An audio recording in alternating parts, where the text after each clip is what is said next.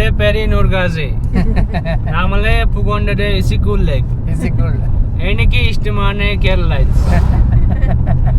ഒന്നൊന്നര.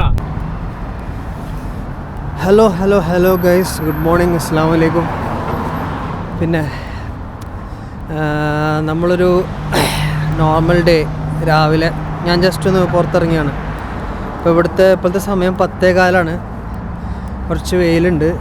പിന്നെ ഞാൻ കുറച്ച് മുമ്പ് ഇറങ്ങിയിരുന്നു, ഒരു 8:30 ആവുന്ന സമയത്ത് ഇറങ്ങിയിരുന്നു. അപ്പോൾ വെയിലൊന്നും ഉണ്ടായിരുന്നില്ല, ഒരു എന്താ പറയുക, ഇതിനെക്കാട്ടും തണുപ്പുണ്ടായിരുന്നു. ഇപ്പോൾ കുറച്ച് വെയിലുണ്ട്, കുറച്ച് സമാധാനം ഉണ്ട്. സത്യം പറഞ്ഞാൽ ഇവിടെ സാധാരണ ഒരു 5 to 7 ഡിഗ്രി ടെമ്പറേച്ചർ ഉണ്ടാവലുണ്ട്. അതുകൊണ്ട് കംപ്ലീറ്റ്ലി എന്താ പറയുക, ജാക്കറ്റും മറ്റ് സാധനങ്ങളൊക്കെ ഇട്ടിട്ട് വേണം ഇറങ്ങാൻ. രാവിലെ ഇറങ്ങുമ്പോൾ കുഴപ്പമില്ല, ഒരു രസമുണ്ട്.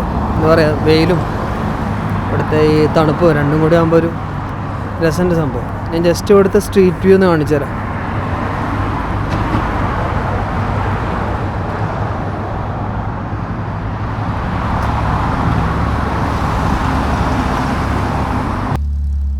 പിന്നെ ഇവിടുത്തെ ഒരു പ്രത്യേകത എന്ന് പറഞ്ഞാൽ, ഇവിടെ എവിടെ നിന്ന് കഴിഞ്ഞാലും മലകൾ കാണാൻ പറ്റും. മഞ്ഞുമലകളും മറ്റും ദൂരെ നിന്ന് കാണാൻ പറ്റും.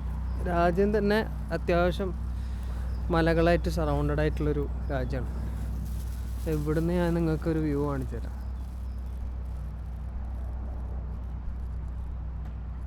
കണ്ട, ഇതിൻ്റെ അപ്പുറത്ത് മഞ്ഞുമലകളാണ്.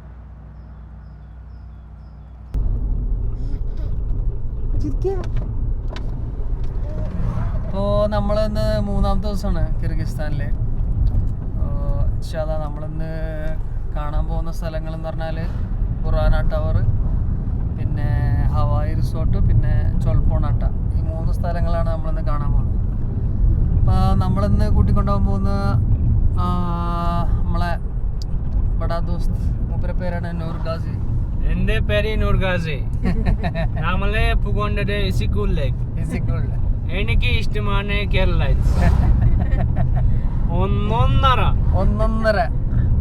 ഒന്നൊന്നര ആളുകൾ. ആള് പൊളിയാണ്, ഇടല വൈബാണ്. ഇൻഷാല്ലാ ഈ 3 ദിവസം നമ്മള് ആളെ കൂടെ ഉണ്ടാവും. ഇവിടെ എല്ലാം നല്ല സ്ഥലങ്ങളൊക്കെ പുള്ളി കാണിച്ചു തരാൻ കണ്ടിട്ടുണ്ട്. ഇൻഷാല്ലാ നമുക്ക് നോക്കാം അല്ലേ ദുവാ? ഓക്കെ.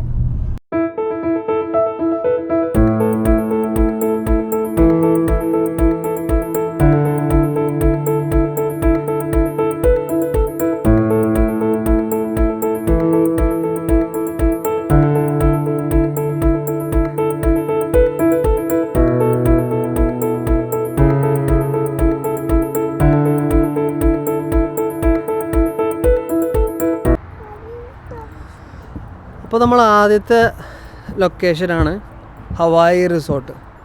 ഈ റിസോർട്ടിലിപ്പോൾ നമ്മൾ എത്തിയിട്ടുണ്ട്. ഇവിടെ കുറച്ച് എന്താ പറയുക, നിന്ന് ഫോട്ടോസ് എടുക്കാനും കാണാനും പറ്റിയ കുറച്ച് സ്ഥലങ്ങളുണ്ട്. ഇതൊരു പബ്ലിക്ലി ഓപ്പൺ ആയിട്ടുള്ളൊരു റിസോർട്ടാണ്. ആ കാണുന്നതാണ് ഹവായി റിസോർട്ട്. അപ്പോൾ ഇതിൻ്റെ അടുത്തുള്ള കുറച്ച് ഓപ്പൺ ലേക്ക്, പാർക്ക്, അങ്ങനെയുള്ള കുറച്ച് ഏരിയ ആണ്. ഹായ് ദുവാ. ഹായ്. ഇതെങ്ങടെ വെള്ളക്കായിട്ട് റിസോർട്ട് പറഞ്ഞ, അല്ലെങ്കിൽ ഹവായി എന്ന് പറയും. ഹായ് അല്ല ഹവായി. ഹായ്. ഇതാരാ, സ്വാനാണോ? വരുന്ന സ്വാന്.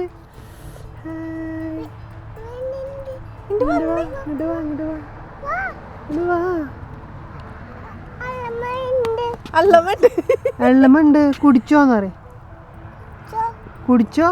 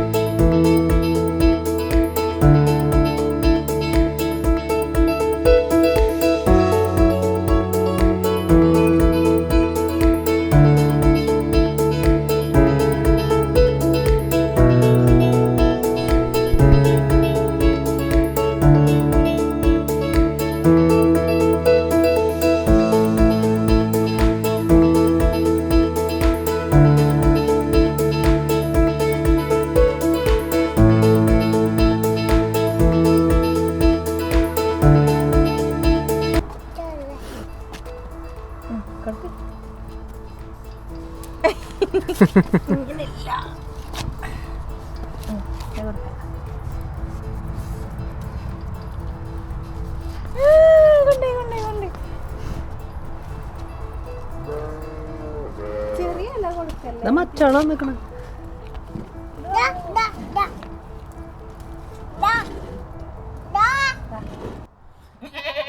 ഈ റിസോർട്ടിൻ്റെ അടുത്തായിട്ട് തന്നെ സൂവും കാര്യങ്ങളൊക്കെ ഉണ്ട് കേട്ടോ. കുറച്ച് ആട്, ഒട്ടകപ്പക്ഷി, പിന്നെ ഇവിടുത്തെ ക്യാമൽ കാര്യങ്ങളൊക്കെ ഉണ്ട്. അപ്പോൾ ജസ്റ്റ് കുട്ടികളൊക്കെ ആയിട്ട് വരികയാണെങ്കിൽ അവർക്കൊരു എൻജോയ്മെൻ്റ് ആവും സംഭവം.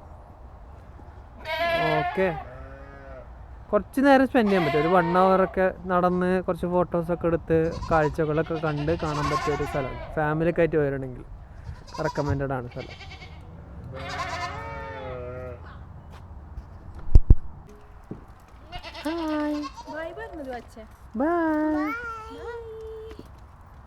നാളെ വരാന്നറിയും.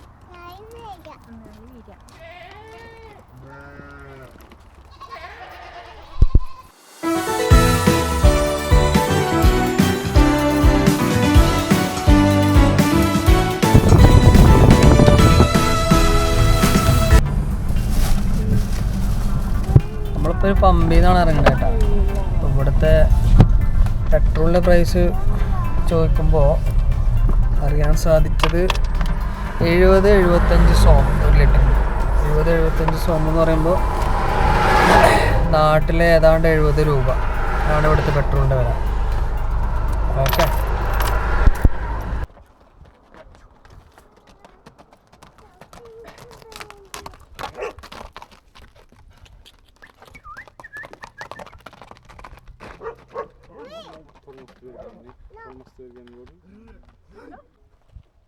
അപ്പോൾ നമ്മൾ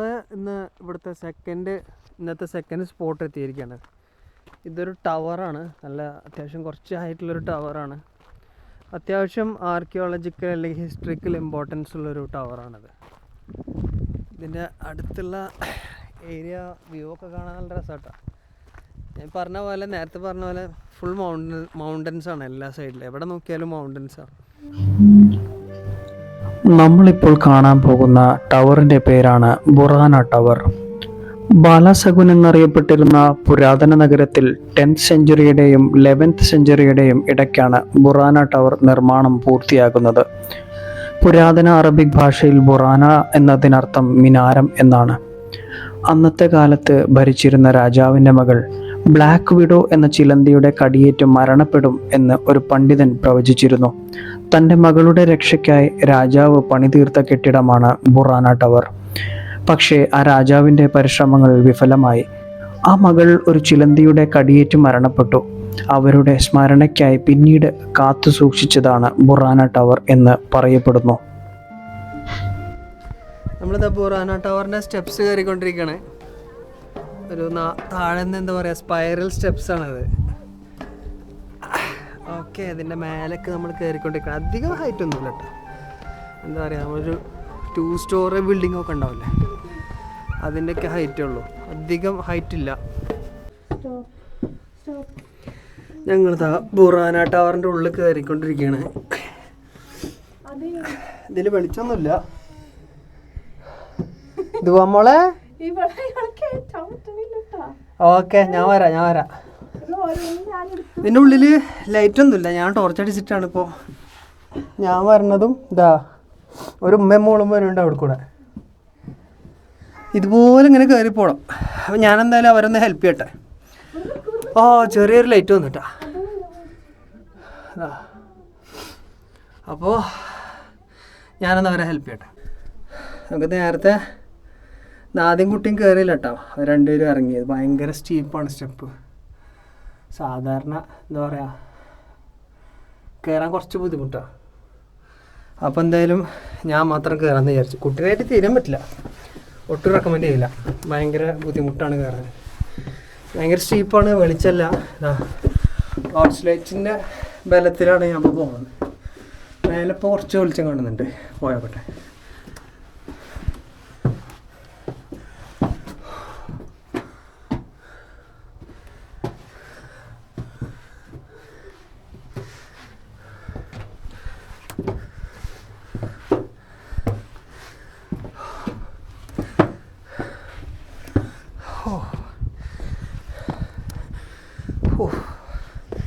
അങ്ങനെ മേലെത്തി.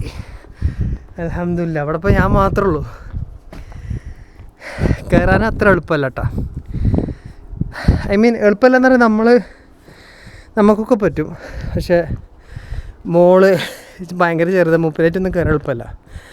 വൈഫും കയറണില്ല എന്നാണ് പറഞ്ഞത്. ചെറിയൊരു കിതപ്പുണ്ട്. ഇവിടെ നിന്നുള്ള വ്യൂ ഞാൻ കാണിച്ചു തരാം കേട്ടോ.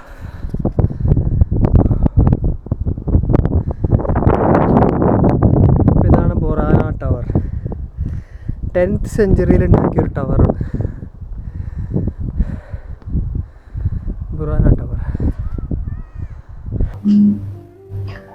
തുടർച്ചയായ ഭൂചലനം കാരണം 1970 ബുറാന ടവർ പുനർനിർമ്മിക്കുകയുണ്ടായി. കെട്ടിടത്തിന്റെ പല ഭാഗങ്ങളും ഭൂചലനം കാരണം തകർന്ന അവസ്ഥയിലായിരുന്നു. റെനോവേഷൻ കഴിഞ്ഞപ്പോൾ 45 മീറ്റർ ഉയരമുണ്ടായിരുന്ന ബുറാന ടവറിന് ഇന്ന് 25 മീറ്റർ ഹൈറ്റ് മാത്രമാണുള്ളത്.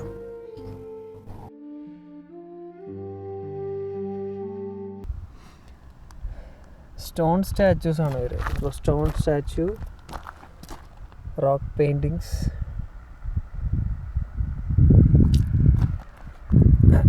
അതുപോലെ അറബിക്ക് അങ്ങനത്തെ ഏൻഷ്യൻ്റ് ഭാഷകളിലുള്ള ഇൻസ്ക്രിപ്ഷൻസൊക്കെ ഉണ്ട് ഇവിടെ ഈ സ്റ്റോണിൽ. ഇതൊക്കെ സ്റ്റോൺ വർക്ക്സ് ആണ്. അത്രയും ഏൻഷ്യൻ്റ് പണ്ടത്തെ കാലത്തെ സ്റ്റോൺ വർക്ക്സ് ആണ് ഇതെല്ലാം.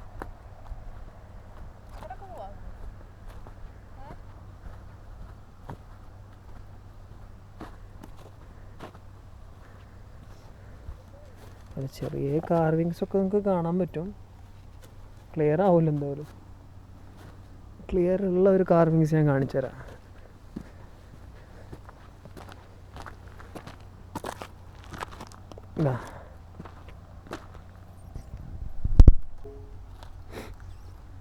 ഇവിടെ ഒരു അറബിക് ഇൻസ്ക്രിപ്ഷൻ ഉണ്ട്.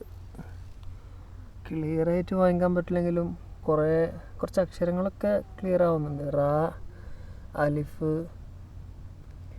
പിന്നെ ക്ലിയറായിട്ട് അങ്ങോട്ട് വാങ്ങിക്കാൻ പറ്റില്ല. നൂന്, ഐന്, ലാമ്, ഇങ്ങനെ കുറച്ച് അക്ഷരങ്ങൾ കാണാൻ കേട്ടാ. പണ്ടത്തെ അത്രയും പഴയ ഇൻസ്ക്രിപ്ഷൻസ് അതൊക്കെ.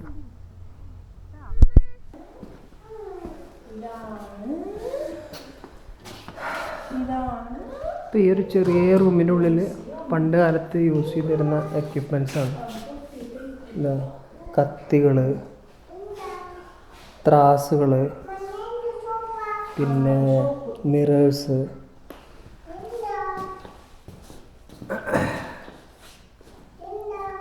കണ്ടില്ലേ, ഇതൊക്കെ അന്നത്തെ കാലത്ത് യൂസ് ചെയ്ത സാധനങ്ങളാണ്. എന്താ, spoon 10th century 12th സെഞ്ച്വറിയിൽ use ചെയ്ത സ്പൂണുകൾ, അന്നത്തെ കോയിൻസ്, പിന്നെ ബെൽറ്റിൻ്റെ ബക്കിൾസൊക്കെയാണ് ഇട്ടത്. പിന്നെ എന്താ, അന്നത്തെ പോട്ടുകളുണ്ട്. അത്രയും പഴക്കമുള്ള സാധനങ്ങൾ അതല്ല. വലിയൊരു ഭരണി, അങ്ങനത്തെ സ്റ്റോൺസ്,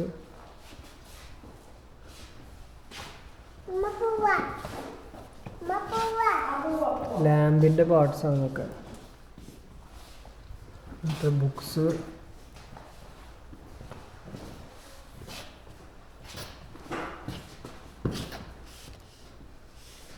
നൈഫ്,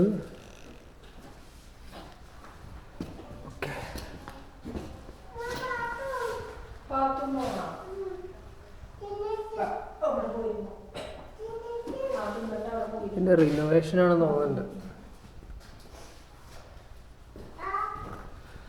അങ്ങനെ കുറച്ച് ഇൻഫോർമേറ്റീവ് ഐറ്റംസ്. അങ്ങനെ നമ്മുടെ ഡേ 3 വൈൻഡ് അപ്പ് ചെയ്യാൻ സമയമായിരിക്കുകയാണ്. അത്യാവശ്യം നല്ല രീതിയിൽ തന്നെ നമുക്ക് എക്സ്പ്ലോർ ചെയ്യാൻ പറ്റി.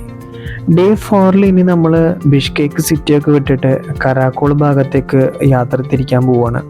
ബിഷ്കേക്ക് സിറ്റിയിൽ നിന്ന് ഏകദേശം 6 മണിക്കൂർ ഡ്രൈവ് ചെയ്തിട്ട് വേണം കരാക്കോൾ എത്താൻ. ഏഷ്യയിലെ തന്നെ സെക്കൻഡ് ലാർജസ്റ്റ് ലേക്കായ ഇസീക്കുൾ ലേക്ക് ഒക്കെ കടന്നിട്ടാണ് നമ്മൾ കരാക്കോളിലേക്ക് പോകാൻ പോകുന്നത്. ഡേ 4 സത്യം പറഞ്ഞാൽ ഇനി നല്ല ഭംഗിയുള്ള സ്ഥലങ്ങളാണ് നമ്മൾ കാണാൻ പോകുന്നത്. സ്നോവും ഒക്കെ ഇനി നമ്മൾ കാണാൻ പോകുന്നതേ ഉള്ളൂ. അപ്പോൾ നിങ്ങൾ എന്തായാലും വീഡിയോ കണ്ടുകൊണ്ടിരിക്കണം, ലൈക്ക് ചെയ്യണം, ഷെയർ ചെയ്യണം, സബ്സ്ക്രൈബ് ചെയ്യാത്തവരുണ്ടെങ്കിൽ സബ്സ്ക്രൈബ് ചെയ്യണം. Thanks for watching.